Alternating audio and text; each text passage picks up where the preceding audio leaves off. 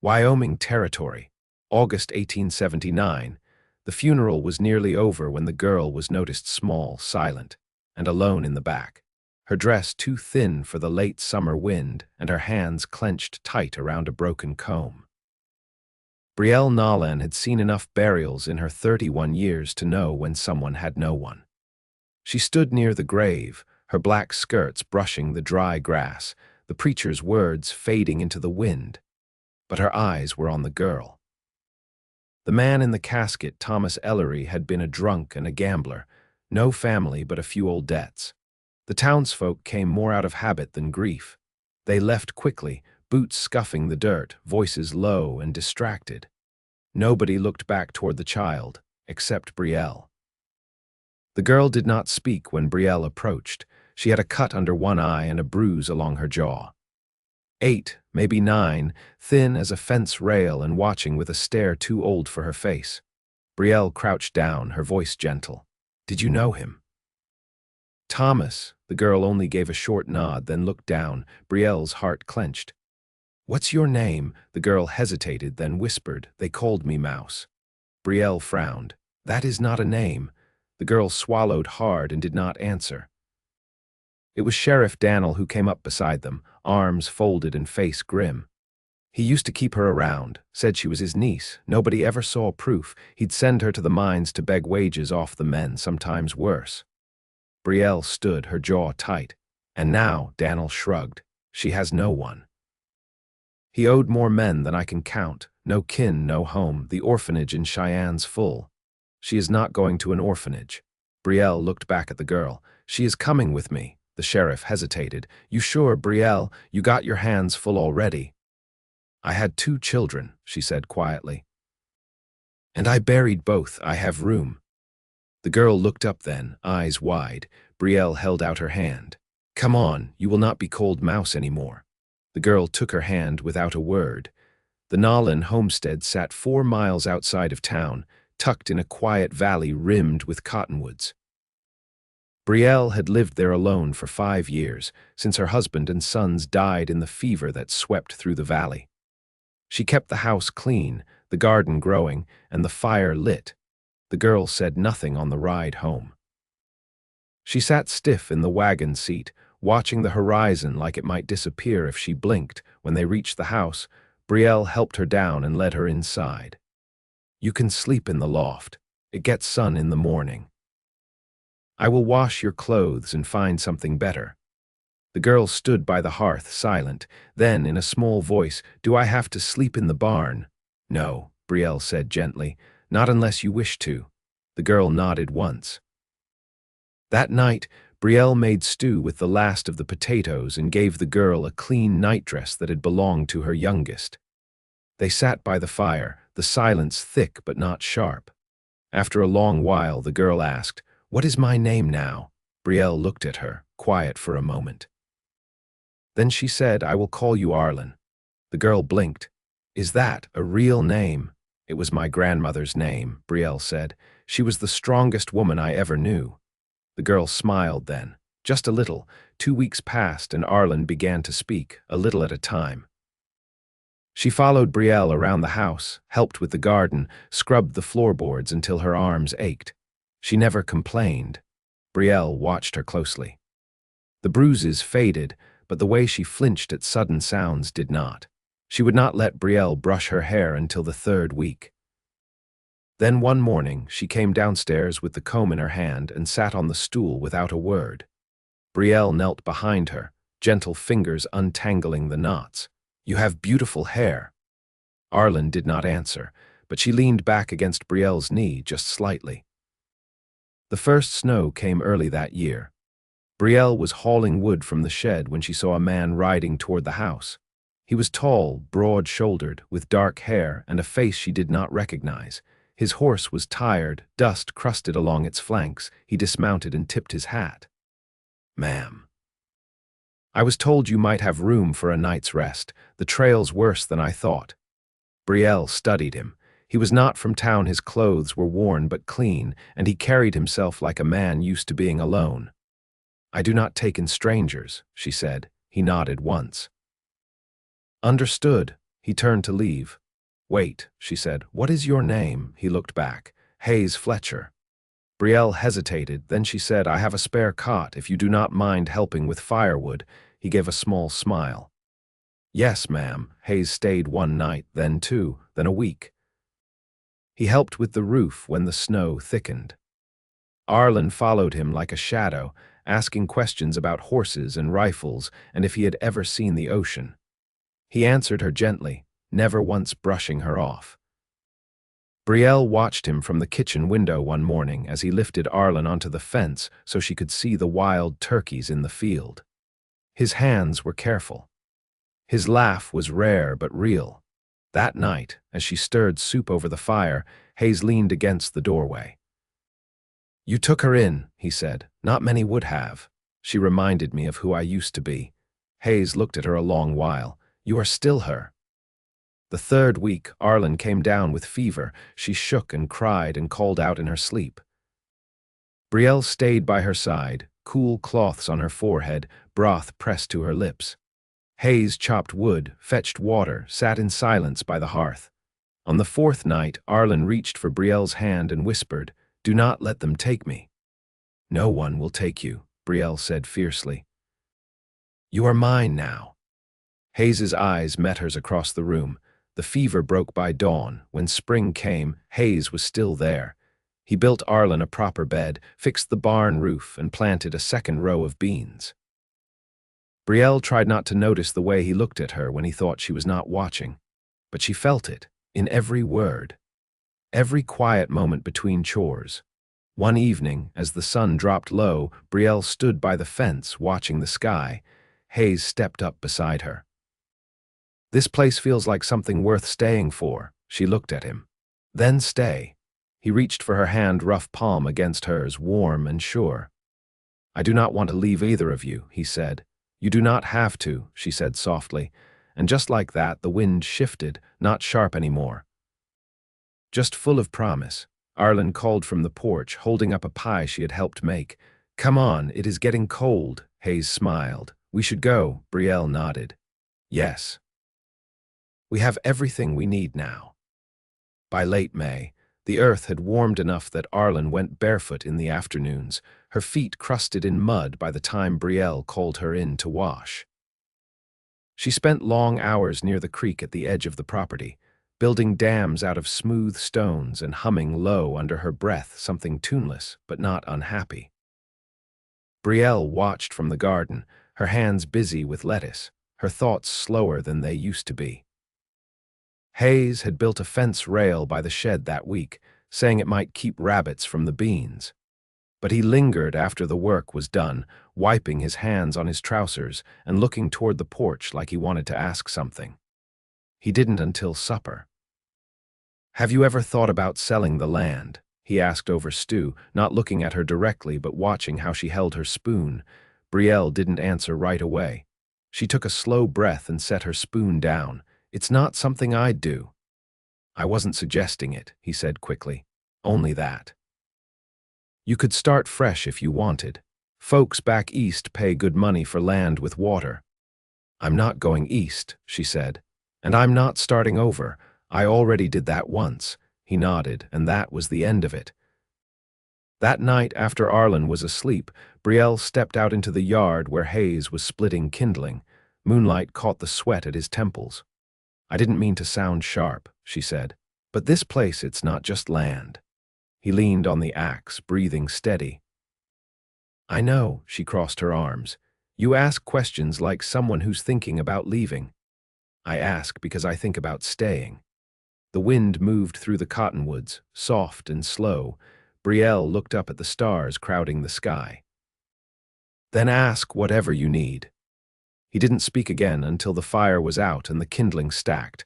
Then, as they walked back together, he said, "What was her name before?" "She didn't have one," Brielle said. "Not one she was allowed to keep."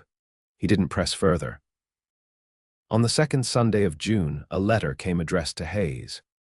Arlen brought it in from the road, her hands dusty but careful. The paper was creased and travel-worn. "You gonna read it now?" she asked, craning her neck as he turned it over. "After chores," he said. "Letters can wait."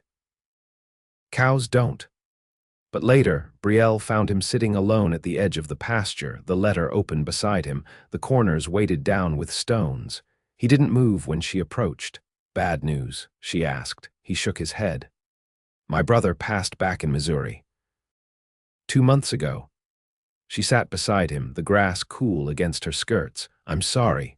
We weren't close," he said, "but he was all I had for a long while. Helped raise me when my mother passed. I should have written back more." Brielle didn't say anything. Regret didn't need an answer. "After a while," he said, "he left me a small parcel. River bottom, nothing big, but it's mine now." She waited. "He had a boy," Hayes added. 9 years old, no mother. They're asking if I'll take him." Brielle looked out across the field where Arlen was chasing a moth through the tall grass. "Would you?" "I don't know," he said. "I came west to be alone. That's what I thought I wanted. And now, I don't think I do anymore." Brielle nodded but didn't speak. He didn't need her opinion. He needed time. By the end of the week, a reply was sent, careful and short. Hayes didn't say what he'd written, but he took Arlen with him when he posted it, and she came back beaming, a handful of prairie flowers tucked into her braid. In July, the rains came twice in 1 week, drumming on the roof through the night. Arlen pressed her face to the glass and said the thunder sounded like hooves overhead. Brielle taught her how to mend seams during those wet days, showing her how to fold a hem and thread a needle without knotting it. Arlen's stitches were crooked, but she kept at it. Hayes spent the evenings whittling small animals from old pine scraps. A fox, a deer, a stubborn-looking goat that Arlen named Nora and kept on her windowsill. One night, as they sat near the hearth, Hayes watched Brielle's hands move slowly over a length of muslin. The lamplight made her skin look soft, her eyes half-shadowed and tired in a way that wasn't weariness. "You ever think about marrying again?" he asked. The needle paused. "I did, once." He waited. "But grief is a long road," she said. "And most men don't know what to do with a woman who's already walked it." He leaned forward, elbows on his knees. Maybe they were walking the wrong direction. She looked over, her face unreadable. "I'm not asking now," he said. "Just wondering if the thought still fits." She looked back at the fire. It might. Outside, the rain fell softer, no thunder, just the steady hush of it along the eaves. In August, a wagon came down the road, dust trailing behind it like smoke. A man in a worn hat stepped down, holding a boy by the hand. Hayes met them at the gate. Brielle watched from the porch, Arlen beside her, fingers gripping the rail. The boy was quiet, bone-thin, with a satchel slung over one shoulder. Hayes knelt in front of him and said something neither woman could hear. The boy nodded once. That night there were 4 plates at the table. Brielle poured water, her voice low. "What's his name?" "Ephraim," Hayes said. Arlen passed him a biscuit without being asked. "You like beans?" Ephraim nodded. "Well," she said, "you're in luck." Later, after the dishes were washed and the children asleep, Hayes stood at the edge of the porch, looking toward the hills. Brielle joined him, arms folded against the night air. "I didn't think I could do this," he said. "You already are." He reached for her hand. She let him take it. "You think there's room enough for all of us?" "There is now," she said, and he believed her. By the time September settled into the valley, the cottonwoods had gone gold along their edges, and the mornings came edged in frost. Arlen had taken to waking early, helping Ephraim with the goats before breakfast, her boots too big and her hair still half-plaited. Ephraim didn't talk much, but he followed her lead without question, and that was enough. Brielle noticed the way Hayes had started carving a second chair for the table, sanding it smooth by lantern light once the children were asleep. He didn't say why, and she didn't ask. She just brought him tea midway through, resting it beside his elbow and staying long enough to watch the grain come clean under his hands. One cloudless morning, Brielle rode into town for salt and lamp oil. She hadn't left the homestead in over 3 weeks, and the change in pace felt unfamiliar. She wore her good shawl and took the wagon instead of the saddle. Arlen and Ephraim stayed behind with Hayes, who was mending the porch rail that had warped against the summer sun. At the mercantile, the clerk, a round-shouldered man with a pock chin, looked up from his ledger. "You still out there on the Nolan land?" he asked, weighing a sack of flour. Brielle kept her voice even. "Yes. I heard you took in that Fletcher fellow, and a boy now, too. You starting a school out there or just collecting strays?" She didn't answer. She paid in coin and turned to leave, but he stopped her with a cough. "Folks are saying things," he added. "They always do." She stepped out into the sunlight without looking back. On the ride home, she stopped by the edge of the creek where the willows leaned low. The water was shallow there, slow enough to see each pebble. She let the team rest and sat on the bank, the weight of the wind sitting against her shoulders like an old shawl. When she returned, the children were gathering apples into a basket, and Hayes was oiling the hinges on the barn door. He looked up when he saw her. "You're quiet," he said that evening once the children had gone to bed. "There's nothing wrong." "You don't have to say that," he said, setting down the wool shirt he'd been patching. "You know that, don't you?" She folded her hands in her lap. "I stopped caring what people said a long time ago, but it's different now. Before, it was just me." "You think I can't bear that weight with you?" She didn't look at him. "It's not about bearing. It's about choosing to stay under it." He crossed the room and crouched beside her chair, his voice low. "I've made my choice, Brielle. I made it the day you let me stay." Her fingers closed around his. "Then let it stand." They sat like that until the fire burned low. Later that week, Ephraim brought home a scrape across his knuckles and a torn shirt. Hayes found him by the woodpile, eyes rimmed red, refusing to speak. "What happened?" Hayes asked, crouching low. Ephraim shook his head. Arlen, standing nearby, spoke without hesitation. "He went past the line fence. 2 boys from town saw him, said something about his father. One of them threw a stone." Hayes's jaw tightened. "Did you throw it back?" "No," Ephraim muttered. "Good," he said. "You're not them." That night, Brielle stitched the boy's shirt with quiet hands. Ephraim sat beside the hearth with his arms folded, watching the thread go in and out. "My father used to spit at me when I cried," he said suddenly. "Said boys who cry become men who run." Brielle didn't look up. "That's not true." He blinked fast. "I don't feel brave." "Bravery isn't something you feel," she said. "It's what you do anyway." He nodded once, then leaned his head against her arm. She kept stitching. The next morning, Hayes saddled the mare and rode into town. He didn't say why. He returned past dusk with a crate of nails and a second-hand violin packed in cloth. Said nothing about it until after supper, when he set it on the table in front of Arlen. "I heard you humming again yesterday," he said. "Figured you might want the real thing." Her eyes widened, hands hovering above the wood. "I don't know how. You'll learn." She lifted it carefully, like it might vanish if she breathed too hard. Her voice came out small. "Is it really mine?" He met her eyes. "I've never taken something back I gave in good faith." That night, the house held the first shaky notes of music. Uneven and hesitant, but true in the quiet that followed, Hayes stood beside Brielle by the window, watching the last light fade over the pasture. "I've been thinking," he said. "About the land." She waited. "There's a piece east of the barn, doesn't grow much. I could build there if you want space." She turned to him. "And if I don't," he stepped closer. "Then I'll stay right here." She reached up, her fingers brushing his jaw. "There's no need to build another home when this one's already full." He didn't answer, but he didn't need to. Later, when the children were asleep and the lamps were low, Hayes took her hand and kissed her palm, slow and steady. She stood still in the soft light, letting it happen. Not as something borrowed or uncertain, but as something they'd both chosen to keep. The first frost held through dawn, a thin silver crust on the windows and the pump handle. Brielle lit the fire before waking the children, her fingers stiff until the warmth caught. The kettle sang low, and outside, the sky turned from slate to pearl. Ephraim came down first, his sleeves rolled and hair still damp from the basin.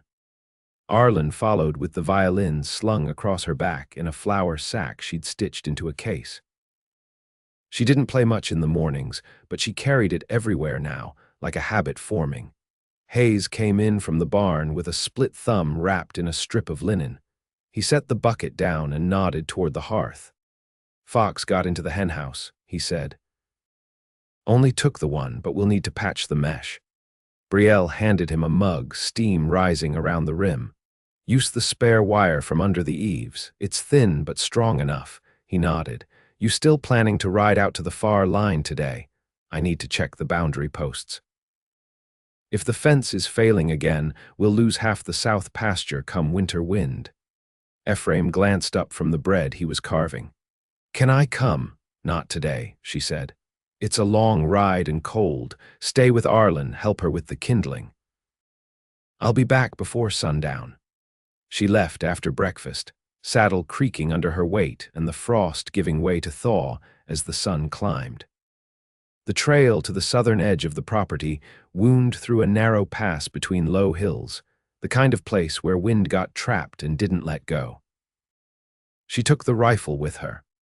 Not for people she hadn't seen another rider on that stretch in months, but for the occasional lone coyote that came sniffing when snow got lean. By midday, the sun was high but held no heat.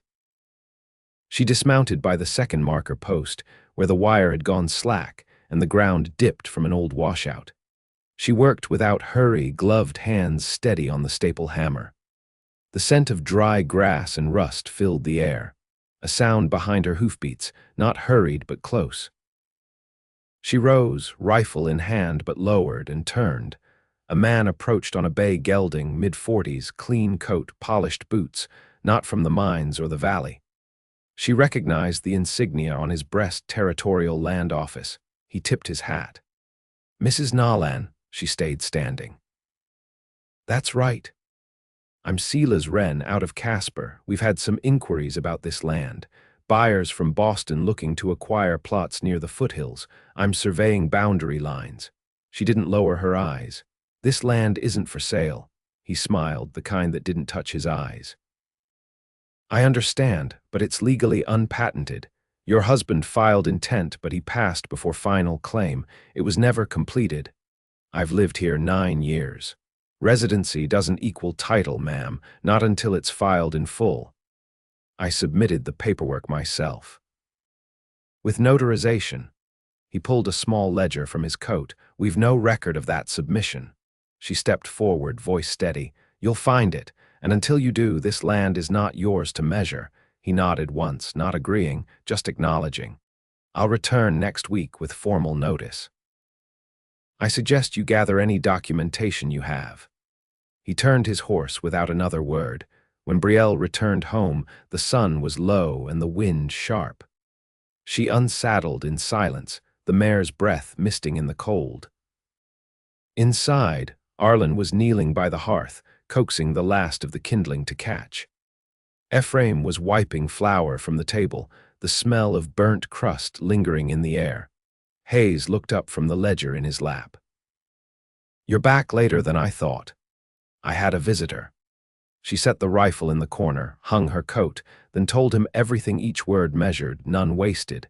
Hayes listened without interruption, jaw flexing once near the end. When she finished, he stood and moved to the cabinet near the stairs. From the back, beneath a folded quilt, he pulled a tin box and placed it on the table. "I found this in the barn when I fixed the floorboards last spring. It's yours, I reckon." She opened it. Inside lay yellowed papers, folded and sealed. Her husband's name, her own, the surveyor's mark. "The missing proof." "I thought it was gone," she whispered. "You've already earned this land," he said. "Now they'll see it." That night, after supper, Brielle sat at the table, the documents spread before her, her pen scratching slow and deliberate. Arlen read from a book by the fire, Ephraim tracing the map drawn in its back pages with a finger. Hayes cleared his throat. "I've been thinking about winter." Brielle looked up. "We'll have enough supplies." He shook his head. "Not just that, about staying in this house." "All of us." She set the pen down. "I'd like to marry you," he said, no flourish, no gesture, just truth offered plain. She didn't answer immediately. She stood, crossed to the fire, and knelt beside Arlen. The girl looked up. "Would you be all right?" Brielle asked, "if this house became one with all our names on it?" Arlen blinked. "You mean like a real family?" "Yes." Arlen looked to Hayes, then back to Brielle. "I already thought we were." Brielle smiled, then rose. She walked back to Hayes and took his hand. "Yes," she said. Ephraim grinned, looking up from the map. "Does this mean I get to keep the big room now?" "Not a chance," Hayes said, and they all laughed together, soft, unguarded. Outside, the wind eased and the sky cleared, stars gathering like old friends above the roofline. Everything was in its place. And everyone, too. The wedding took place in the back pasture, beneath the cottonwoods where the light fell soft through the thinning leaves. It was the last Saturday of September, warm enough for the children to leave their coats on the porch hook, cool enough for Brielle to wear her mother's shawl without sweating through the seams. It wasn't a large gathering. The preacher from the next valley rode in with his Bible wrapped in oilcloth, and a hymn hummed under his breath. Mrs. Tawley from the feed store brought a pie and 2 jars of preserves. No one else from town came, but Brielle didn't mind. The people who mattered were already beside her. Hayes stood in a shirt Arlen had helped mend, the collar freshly stitched where the old one had frayed. His hair was combed, and his boots had been cleaned with saddle soap until the dust gave up. Ephraim held the rings. Arlen clutched her violin but didn't play. She just watched, eyes steady, as the preacher read the words and Brielle said yes with quiet certainty. Hayes's fingers trembled slightly when he slid the ring onto her hand, but his voice didn't break. When it was done, they didn't kiss so much as lean into one another, foreheads touching, hands clasped like they had always meant to be there. Afterward, they ate bread and beans in the yard, and Arlen finally played a tune slow, untrained, but full of something warm. Ephraim tapped his foot in time, and Hayes whittled a small wooden leaf for her to pin to her sash. That night, after the children were asleep and the fire had gone to coals, Brielle sat beside Hayes on the edge of their bed. She hadn't moved her ring to her other hand yet. It was still strange, still new, but it felt right. "I never thought it would happen again," she said. He turned toward her, brushing a strand of hair from her cheek. "You didn't have to." She looked down at her hands. "You think we'll be enough for them? We already are." She nodded, then leaned her head against his shoulder. They didn't speak again before sleep. By the time the first snow came in November, the land office had sent back confirmation. The title stood in Brielle's name, clear and final. No further dispute. The ledger paper sat folded in her sewing basket, untouched since the day the letter arrived. There was no need to display it. The land knew who it belonged to. The house changed in small ways. Hayes moved his tools inside and built a second cabinet for the kitchen. Ephraim started carving lines into the porch post a notch for every month he'd lived there. Arlen practiced scales each morning before chores, her bow no longer shy. On the first Sunday of December, Hayes and Brielle took the wagon into the hills. They didn't say where they were going, only that they'd be back by supper. They returned with a small cedar, its trunk wrapped in burlap, its branches full and fragrant. Ephraim's eyes widened. "We never had a tree." "You do now," Brielle said. They decorated it with scraps of ribbon, dried apples, and little wooden stars Hayes carved by hand. Arlen tied a small square of blue cloth to the top. "It's for your boys," she whispered to Brielle, who only nodded and touched her shoulder. That night, Brielle and Hayes sat near the tree, watching the firelight flicker through the branches. "I've been thinking about the spring," he said. "I'd like to fence the west field, might be good for sheep." "We could trade wool in town," she said. "Maybe even dye it." He looked over. "You'd like that?" "I would." He reached for her hand, threading his fingers through hers. "Whatever we build here, I want to build it with you. You already are." Their lips met softly, not rushed, not uncertain. A promise sealed in quiet. Winter settled in with hard skies and deep cold. They weathered it together. When the roof leaked in January, Hayes patched it before dawn. When Ephraim's cough kept him up 3 nights running, Brielle made time tea and sat at his bedside until it passed. When Arlen broke a string on her violin, Hayes rode into town in the snow to replace it. They didn't call it remarkable. They just called it home. By early March, the children were taller, the days longer, and the barn held the scent of fresh hay. Hayes built an extra stall with Ephraim's help. Arlen began writing tunes in a dog-eared notebook, humming them as she worked. One evening, Brielle stood on the porch, her apron still dusted with flour. Hayes came up behind her, wrapping his arms around her waist. "The soil's warming," he said. "You ready to plant again?" She leaned back into him. "More than ready." They stood there until the sun dipped past the ridge, the house behind them filled with quiet laughter and the smell of stew. Later, they lay in bed beneath the quilt Brielle's mother had sewn, their bodies warm under the weight of years and new beginnings. "You still believe in peace?" he asked. "I believe in what we've made." He touched her face, gentle and sure. "Then I believe in it too." Outside, the wind moved through the cottonwoods, nothing fierce, nothing to fear, just the sound of spring arriving. And a house full of love, ready to meet it.